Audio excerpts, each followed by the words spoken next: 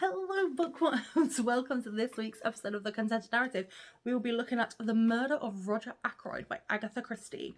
And this is probably one of my favourite Christie books. I mean, I haven't read them all. Do you know what I mean? By no means have I read all of the Christie books, but this is one of the Poirot mysteries. Apologies if I said that wrong. I mean, I've heard some awful pronunciations of Poirot, but my pronunciation may not be as good either, so let me know if I've butchered that. But so The Murder of Roger Akroyd is so simplistic. Like, it's so like you've got Poirot, who's basically kind of retired, but you know what it's like.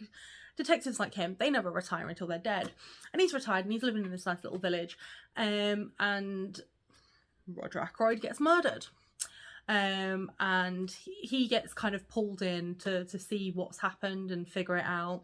And then you've got the usual kind of like whodunit suspects, you know, the sister and the neighbour and the housekeeper, and then you've got all of these, and you've got Poirot is being helped along by the doctor as well. So the doctor that kind of discovered it and pulled him in, and it's one that kind of like, it had me guessing. I'm not gonna, like, I'm not gonna lie nearly every single episode, but I try not to lie. But literally when it sort of like reached towards the end and I was like, oh well, damn, okay. Because sometimes I can guess who the killer is almost straight away, and sometimes I'll read it and go, okay, that's a little bit obvious, like what's going on here. But this one, I genuinely was like, okay, are we sure it's even murder? At this point, could be anybody, could be nobody, we don't know. And then when it's actually revealed, and the way Poirot does it, it's just so simple and so beautiful that I'm like, I loved that. And it's not like, and the reason why I love reading Poirot books, and the reason why my favourite ones are sort of like the smaller ones, is because it's like, I like that it's in like a little village. I like the fact that you've got these main cast of characters, and it's gonna be one of them, and you know it's gonna be one of them.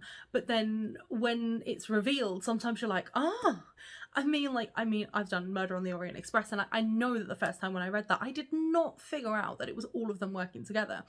I mean, I should have said spoiler alert, but I mean, Murder on the Orient Express, everybody kind of knows.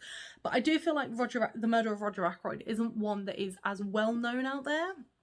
And I know obviously you've got the adaptations going on right now, and Agatha Christie adaptations are always going on, but I'd love to see this one adapted, because I'd love to see how they do it.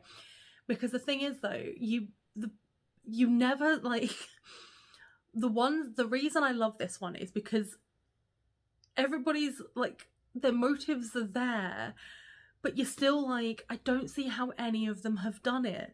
And when Poirot lays out the whole case and goes, and this is how it was done, and this was why it was done, and X, Y, and Z, and you're like, wow, okay, now I see. But then you still go back and reread it and you go, no, I would never have got that without him laying it out. I mean, honestly, if you had, I mean, I'm not going to tell you how it ends, because this one, as I said, is a lesser known one. It's not one, when I'm talking to people about Poirot and Agatha Christie, it's not one that they tend to know. So I won't tell you how it ends. But if you did guess who the killer was before the end of the book, and I'm not talking about like 2 pages towards the end when Poirot's just about to, do you know what I mean? I'm talking about like sort of halfway through or whatever, when he's kind of getting his suspects together, then please let me know, because I'm honest, I will hold my hands up to anybody that has obviously guessed it before me. I have got no problems with that whatsoever. I'm not infallible, and I know I'm not always perfect when it comes to guessing murderers, but I've got a good track record. But obviously, if you get a chance, you know, download it on a Kindle, go to your local library. I leave the links for the books when I buy them in the comments of the videos now as well, so you can always go via Waterstones, Amazon, wherever, borrow it from a friend, whatever, give it a read and just let me know what you think. I mean, also let me know as well what your favourite Agatha Christie adaptation is.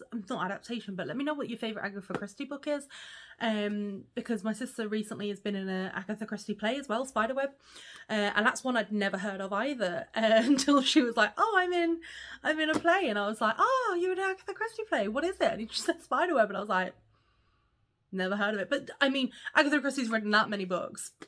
it's unlikely you'll know them all. But yeah, let me know what your favourite Agatha Christie book is. And I'll see if I've not read it already. I'll give it a go, because I always love good murder mysteries and whodunits as well. But thank you so much for your continued support. Thank you for all the views that you're giving me. Share with your friends, your families. Let me know if there's any books that you'd like me to review. Let me know if there's any reviews in the past that have particularly caught your fancy. You know, but thank you so much, and remember to always keep it content too.